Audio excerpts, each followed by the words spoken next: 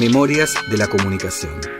Un podcast de entrevistas a investigadores e investigadoras del campo de la comunicación en América Latina. Sus voces, los textos y contextos, sus trayectorias, las tradiciones que relampaguean en nuestro presente.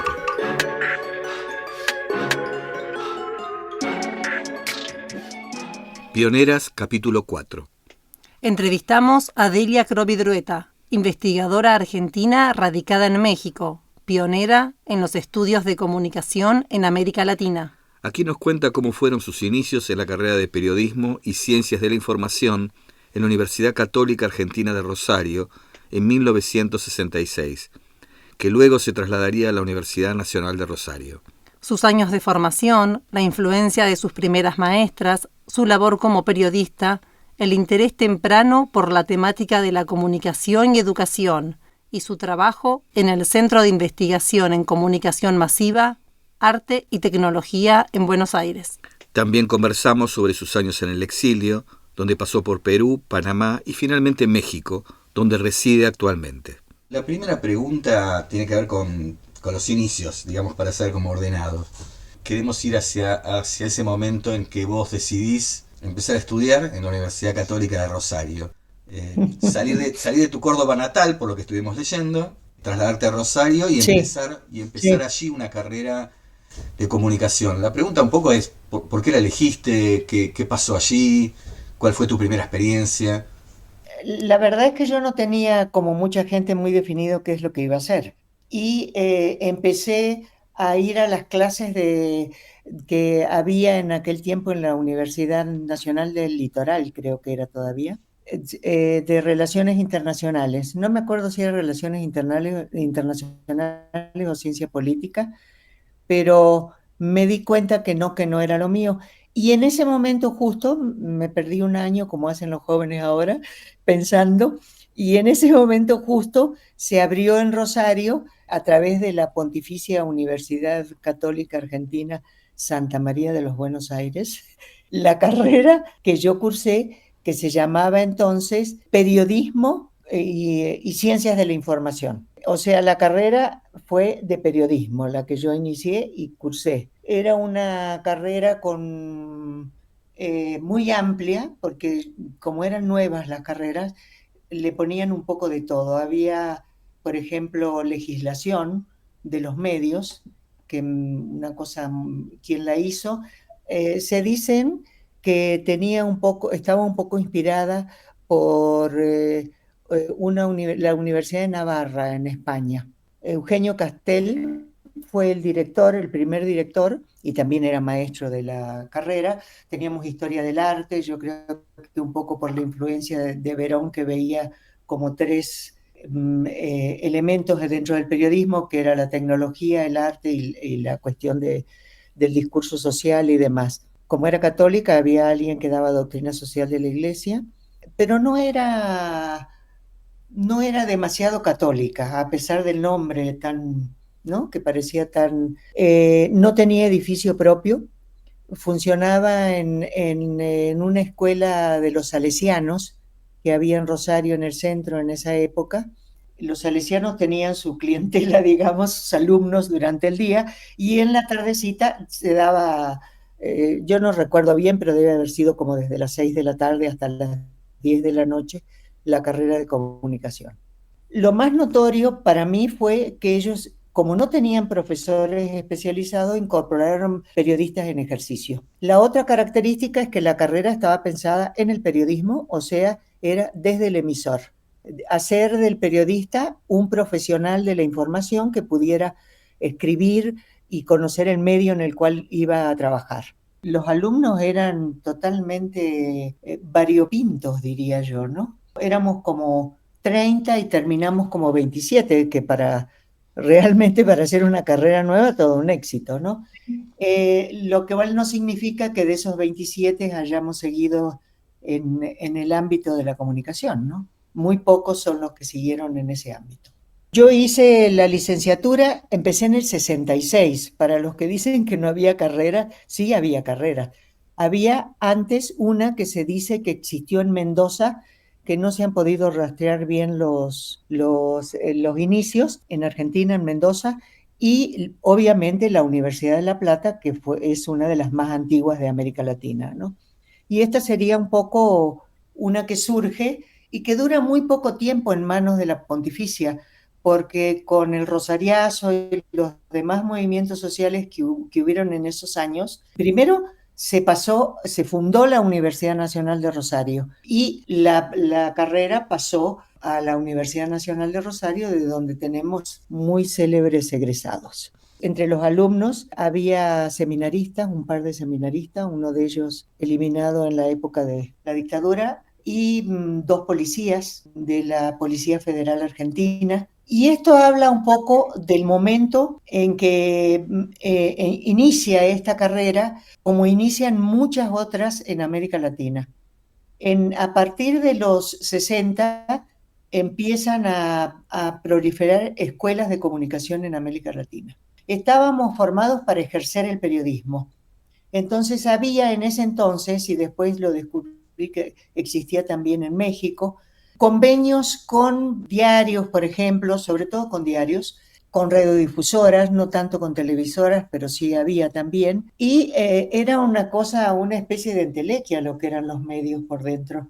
Entonces nos llevaban de visita a conocer lo que era un canal de televisión, cómo porque las universidades, las carreras que se fueron habiendo, no tenían universidades capaces de tener estudios de televisión, como después ocurrió, estudios de radio y salas de prensa y demás.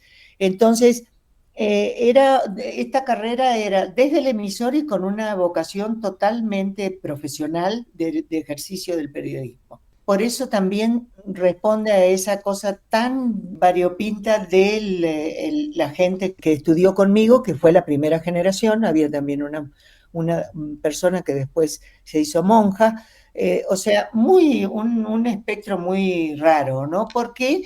Porque en ese momento estaba surgiendo el periodismo como algo que podía ser más allá que una cosa. Se dice por ahí que al principio del siglo XX, La Nación y otro periódico más de Argentina intentaron hacer una escuela de periodismo, pero más como para ellos mismos, ¿no? Algo que ahora nos sorprendería, pero que en aquellos tiempos era muy novedoso, pero como que parece que no funcionó. Si hubiera funcionado, podría haber sido una de las primeras, pero no evolucionó. Vos contaste esta variedad que tenía, el hecho de que su enfoque es el periodismo y que al mismo tiempo tenía materias más de formación, entiendo, humanística. A la luz de lo que hoy decimos comunicación, ¿qué materias tenías? O sea, ¿había algún tipo de teorías que se trabajaran o algún autor que vos recuerdes que se empezó ya a difundir allí?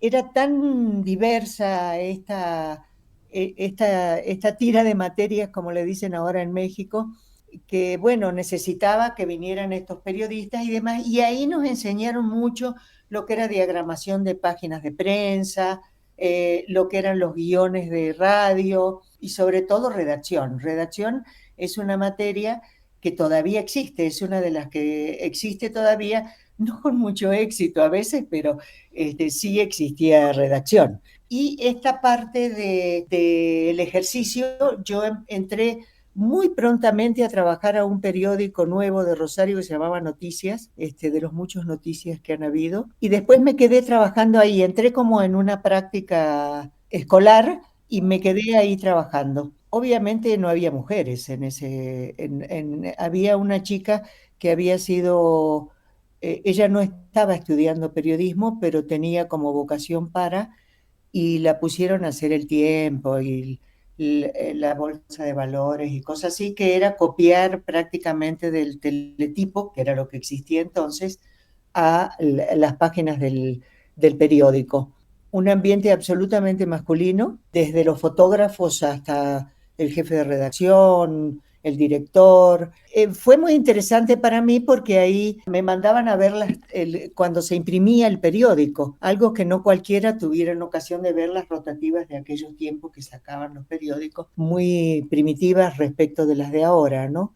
Yo hice la licenciatura y luego hice un posgrado que se llamaba profesorado en ese momento de enseñanza de la comunicación.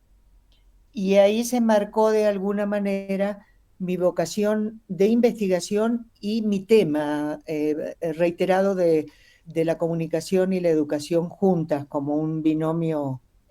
Yo me fui a trabajar a la Universidad Nacional del Litoral, era entonces, y trabajé con una persona que fue de mucha importancia en mi vida, antropóloga ella, doctorada en México, Clara Pasafari, que me invitó a hacer a participar de una, como observadora, casi no participante, pero fue vital para mí, una investigación sobre la vida en las islas del Paraná. Entonces recorrimos todas las islas, llegábamos muy al estilo antropológico, pero eso me marcó como una decisión del trabajo de campo, ¿no? Llegábamos, hablábamos con la gente, nos quedábamos a veces en esos lugares, a veces volvíamos a Rosario. Son las islas que ahora son turísticas, que ahora la gente va, pero en aquellos tiempos era la gente que vivía, los isleños que vivían en las islas del Paraná. Y también Clara me dio la posibilidad de hacer, como era extensión universitaria, ella era directora de extensión universitaria, de hacer radio y televisión, junto con otro compañero que había estudiado conmigo, que ya falleció, Daniel Rosso, y entonces hacíamos un programa en Radio Nacional en vivo, no había posibilidad de grabar nada en esos tiempos, y hacíamos una especie de cápsula en un programa de televisión, también en vivo, en Canal 5 en Rosario. Además de la carrera, aprendí el oficio de escribir, de la radio y de la televisión. Me alegra de haberlo recibido porque no todo el mundo tiene esa oportunidad, ¿no? Cuando empieza la Universidad Nacional del Litoral, se produce ahí un movimiento político como de los tantos que hay en Argentina, y Clara Pasafari sale de la extensión universitaria, viene otra gente, el ambiente no era el mismo, yo no estaba tan contenta con lo que estaba haciendo y decidí irme a Buenos Aires. ¿En qué año fue? Eso fue, déjame ver, empecé en el 66 y terminé en el 70 la licenciatura. Hice una tesis de educación y comunicación. No era una tesis tan estructurada como las que se usan ahora, por ejemplo, en la UNAM, pero sí era un trabajo más o menos largo, a lo mejor habrá tenido unas 60, 70 cuartillas. También dábamos algo de metodología de la investigación en la carrera, no demasiado lucido el área, pero yo quiero explicar un poquito esto. Bueno, yo ahí me fui a Buenos Aires y me presenté sin mucha referencia porque la persona que me indicó que fuera ahí me dijo no me vayas a nombrar porque no vas a entrar nunca, a un lugar que se llamaba SIGMAT, Centro de Investigación en Comunicación, Música y Tecnología. Y entonces me presenté con un señor que se llamaba Alfredo Policastro, director del lugar. Le conté lo que era, bla, bla, bla, y me quedé ahí trabajando. O sea que tuve una segunda gran oportunidad de trabajo, porque ahí hacíamos mucha producción audiovisual. El ámbito de la música era extraordinario, porque por ahí pasaron músicos de primera calidad, y también el ámbito de tecnología, porque había gente como actualizada en lo que era la tecnología de aquellos tiempos, ¿no? Estuve muy poco tiempo en el SIGMAT porque llegó el golpe de Estado, pusieron un interventor en el Centro Cultural San Martín, donde está el SIGMAT ya no existe, pero el Centro Cultural sabemos que sí. Este centro funcionaba en el Centro San Martín. En el Centro Cultural San Martín. Su salida por Sarmiento, mientras el teatro y el cine y todo estaba por Corrientes, está por Corrientes, lo nuestro y la radio se ingresaba por Sarmiento. ¿Pero era un centro más de corte de investigación o más de ejercicio? Totalmente de investigación, totalmente de investigación. Y luego hacíamos producción, porque había gente tanto de investigación como de producción. Yo era más del área de investigación. Había incluso un área de sociología. ¿Y estaban ahí? ¿Qué otras personas por ahí más ligadas al campo de la comunicación había?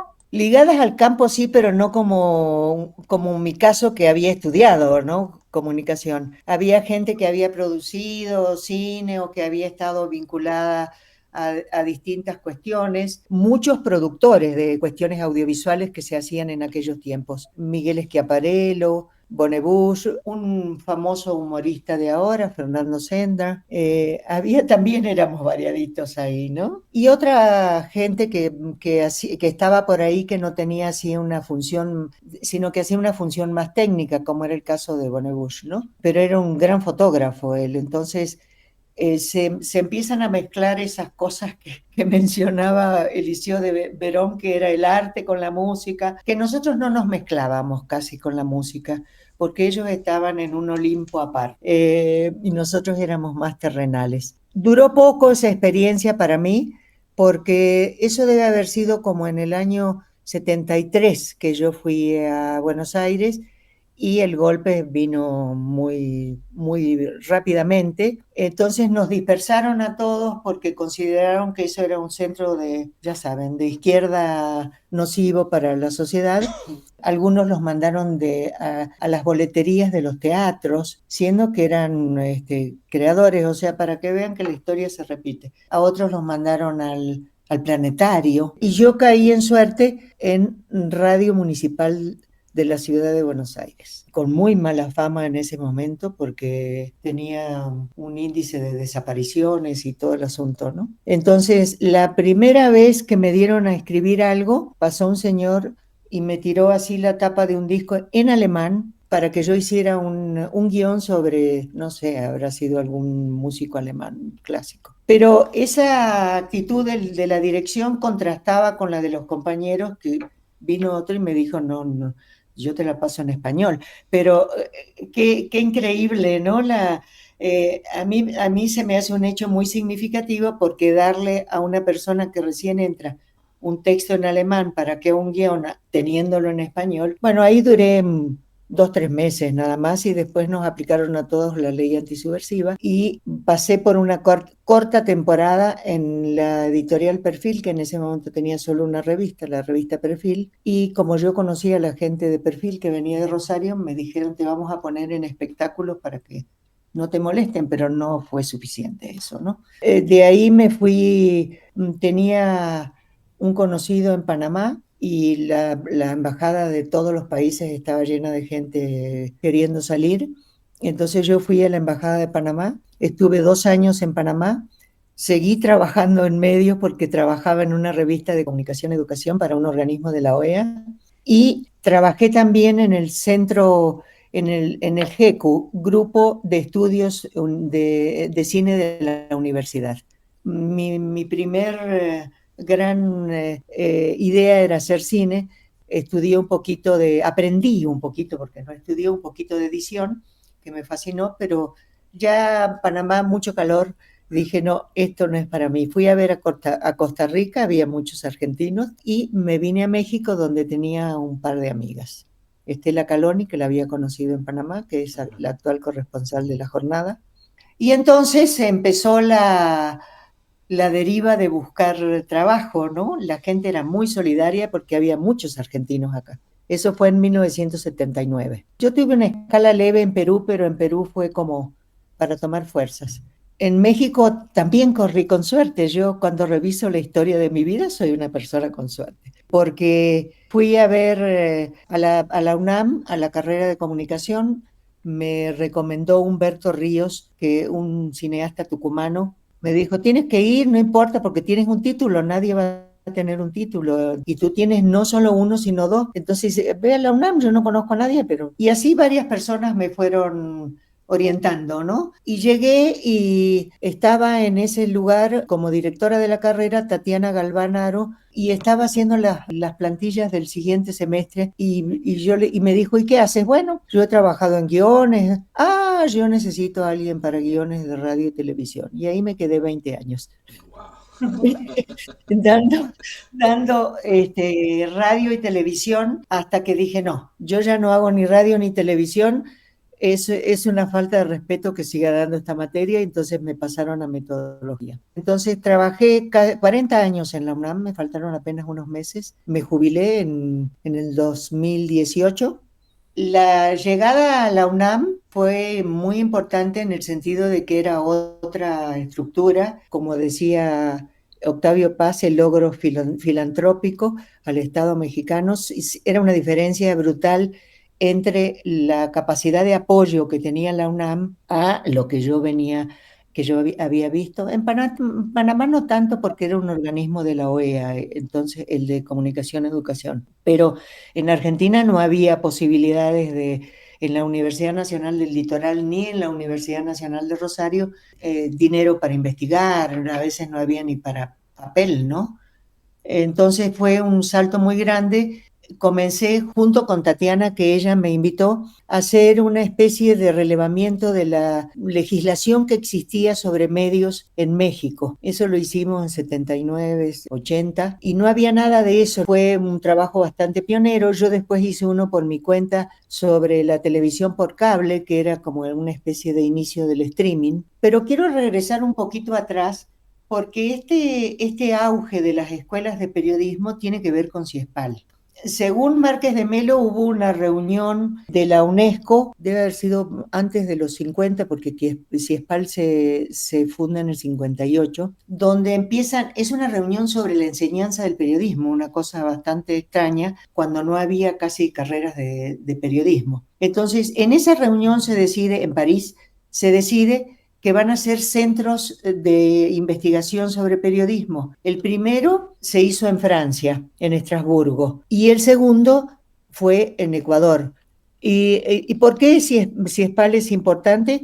Porque a partir de allí, si vemos, yo tengo un artículo publicado que trato en la revista Matrices, que trato sobre cada una de las escuelas de comunicación, cómo fueron surgiendo y son posteriores a CIESPAL, porque CIESPAL fue de algún modo la matriz en todos los sentidos de los inicios del periodismo y la comunicación en América Latina. Unos inicios y una comunicación totalmente colonizada desde Estados Unidos.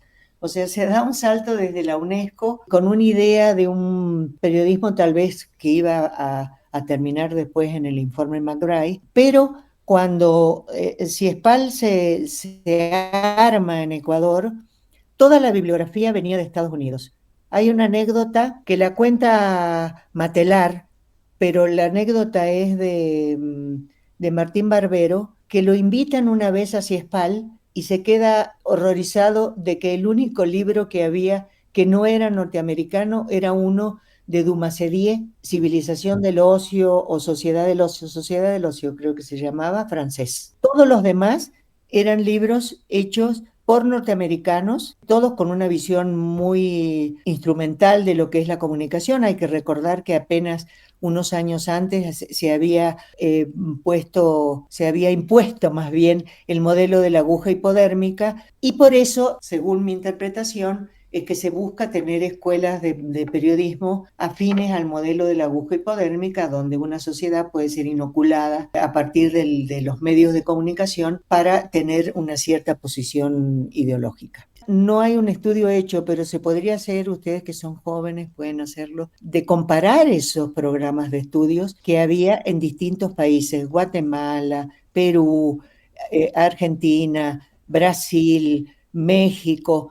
Pero el problema no era solamente eso, sino que la bibliografía que existía, CIESPAL tenía como una cantidad de libros que estaban hechos para esas escuelas de periodismo. Entonces no había investigación sobre América Latina. La primera investigación que se hizo sobre América Latina fue sobre la prensa, que la hizo Raymond Nixon, un personaje norteamericano que tuvo mucha importancia en CIESPAL, porque él era el que organizaba esta especie de colonización del pensamiento norteamericano en esas escuelas de América Latina. Entonces tenían los programas, tenían la bibliografía y también tenían los cursos de actualización. Pero a esos cursos de actualización casi no invitaban mujeres. Hace un tiempo, CIESPAL tenía en su página una cantidad de fotografías de montones de años atrás. Y ahí se ve que no había mujeres, muy poquitas, 2, 3, 4. Entonces también fue una formación y replicar esta formación en un ámbito sobre todo masculino. Yo recuerdo de mis profesores, solo la profesora de arte era mujer. CIESPAL fue la matriz para América Latina, después se iría transformando con los años, no es el CIESPAL que conocemos ahora, pero sí tuvo esta función porque en mi interpretación es el despertar de los medios. Estaba surgiendo la televisión como un medio de masas, la radio ya estaba y la prensa tenía ya mucho tiempo. El cine yo lo dejo para otra, a pesar del streaming que ahora ha cambiado mucho su forma de consumo, lo dejo en aquellos tiempos para otra línea de trabajo y de investigación. Entonces, es un proyecto de algún modo colonial y también el de las políticas de comunicación. Entonces, yo tengo una interpretación muy diferente de por qué surge en América Latina la comunicación alternativa, la comunicación dialógica de Freire. Hay un libro de Máximo Simpson, un argentino que vivió en la UNAM hace muchísimos años, sobre este tema. La comunicación alternativa, y en ese libro se puede ver, no surge como una cosa espontaneísta, sino que surge como una respuesta a estos primeros tomas de conciencia, podríamos decir, de que había todo un proyecto hegemónico que imponía de algún modo los contenidos de las escuelas de periodismo, porque esto era de periodismo. Otra cuestión que es sumamente importante es la teoría de la dependencia. La teoría de la dependencia hace tomar nota de esas estructuras mediáticas ahora transnacionales y multimedias y que deciden el mundo más que los propios gobiernos, estaban iniciando en ese momento, ¿no? Entonces, la teoría de la dependencia va a dar lugar, entre otras cuestiones, a la economía política de la comunicación. Y la economía política de la comunicación es también contestataria en la medida en que va a destapar los intereses que existen detrás de los medios, ¿no? Me recuerdo mucho del libro de Heriberto Muraro que salió justo un poquito antes del golpe, que creo que lo quemaron en las hogueras, que para mí era un descubrimiento porque en mi carrera yo no había visto nada que tuviera que ver con los dueños de los medios, ¿no? Los dueños de la palabra. El mismo Paulo Freire pero que para mí es muy importante porque tiene esta cuestión en la educación, donde pone a la tecnología en un lugar de apoyo y no en un lugar central como se está poniendo cada vez más, ¿no? Varias cosas nos sorprendían cuando preparamos con Yamila el encuentro. Una, hablaste bien, lo desarrollaste, que es esta formación periodística que luego le sumás la actividad académica, digamos, que no es tan común en lo que estuvimos viendo en otras entrevistas. Y la segunda cuestión es tu interés muy temprano por algo que hoy es más común hablar del campo de la comunicación educación, hay mucha bibliografía, hay hasta materias, etcétera, pero en aquel momento no me parece que eso haya sido un tema de gran desarrollo, o me equivoco. No, no era un tema de gran desarrollo, sin embargo, los dos temas que se estudiaron en Estados Unidos primero fueron comunicación política y comunicación educativa, que también debe haber tenido una cierta intencionalidad. Entonces había algunas referencias, pero muy, muy diferentes a las realidades de los países latinoamericanos, ¿no? Yo creo que el tema de la educación entró en mi cabecita a través de Clara Pasafaria, aquella antropóloga que de alguna manera contribuyó tanto a mi formación, porque ella estaba dedicada a la educación, era académica, y ese trabajo primero de la Universidad Nacional del Litoral fue la que de algún modo también marcó mi tendencia académica, porque yo la seguí después en Panamá, la seguí en México, por supuesto, y en Argentina, en Buenos Aires, llegué a dar clases en una escuela también muy antigua, que no es tan raro que sea antigua, que es la Escuela de Periodismo Deportivo. En el SIGMAC dábamos cursos también, entonces sí, empecé también a darme un gusto por la academia, por la enseñanza sobre todo, y después vendría más lo de la investigación.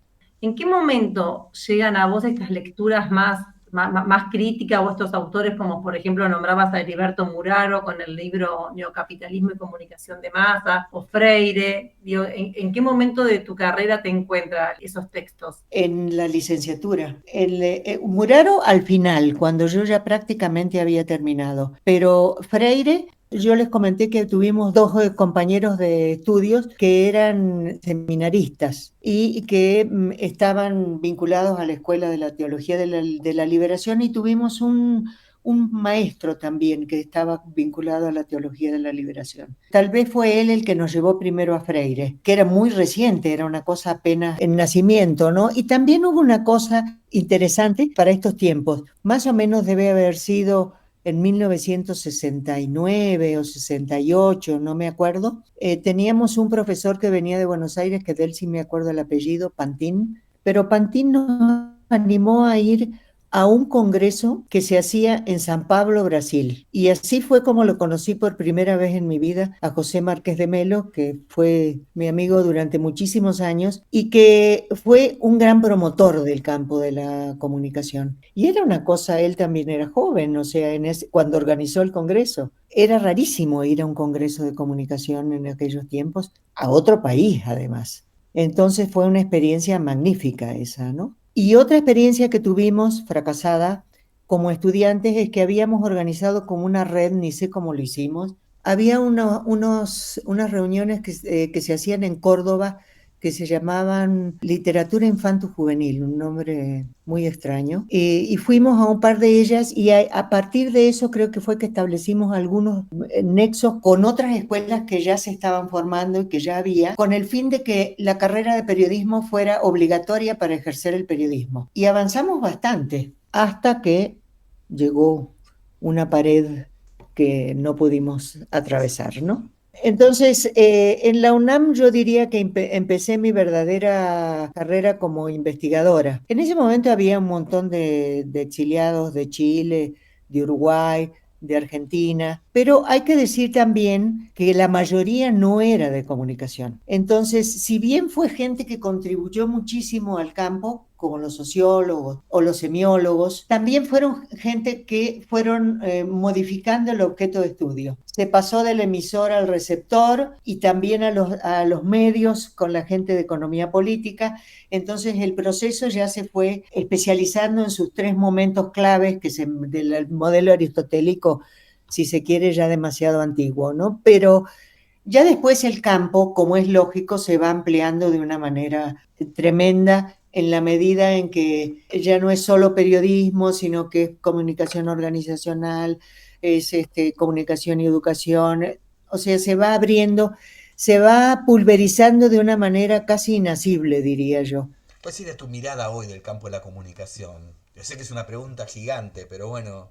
Yo debo confesar que el campo ahora, como ya lo dije, y voy a usar la misma palabra, es inasible, porque se ha pulverizado tanto, tanto, tanto, tanto, tanto, que es, salvando las distancias, es como la medicina, ¿no? Que si no es lo mismo ir para el tercer molar que ir para el cuarto molar o el quinto, el sexto, el que haya, hay que ir al especialista en el tercer molar, ¿no? Y la otra cosa que yo veo como sumamente desafiante es el tema de las tecnologías. Hay que decir que, por ejemplo, en el campo de la comunicación y educación siempre estuvo mezclada en el medio como un tercero en discordia la tecnología, ¿no? La que hubiera en el momento que se daba el proceso de comunicación-educación. Fue necesario mucho trabajar en esta parte de la teoría de la comunicación-educación o lo que se llama educomunicación, en el sentido de que no es solo con tecnologías que se puede hacer educación, ¿no? Sino que se puede hacer educación sin tecnología incluso, ¿no? Que son los planteamientos de Freire. Y lo que no puede faltar es el diálogo, es la interacción, es la comunicación horizontal. Entonces yo veo que ahora se ha perdido un poco esta teoría del diálogo y la ha ido ganando la teoría de las tecnologías, ¿no? Por ejemplo, la pandemia nos dejó la plataformización de una manera casi ineludible. Cuando terminó la pandemia yo pensé que íbamos a ser muy sabios e íbamos a hacer muchos estudios de lo bueno y de lo malo y sin embargo nada más nos quedamos con los usos y costumbres de la cuestión de las plataformas.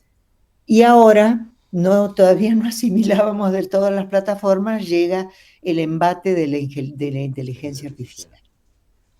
Yo tengo la fortuna de decir que dejé huella en algunos alumnos, sobre todo los que hicieron posgrado, porque ya están más definidos y ya saben que hacia dónde van, hacia la investigación, que han seguido mucho esta tradición de ver a la tecnología como un elemento de ayuda, de acompañamiento, y no un elemento que reemplaza.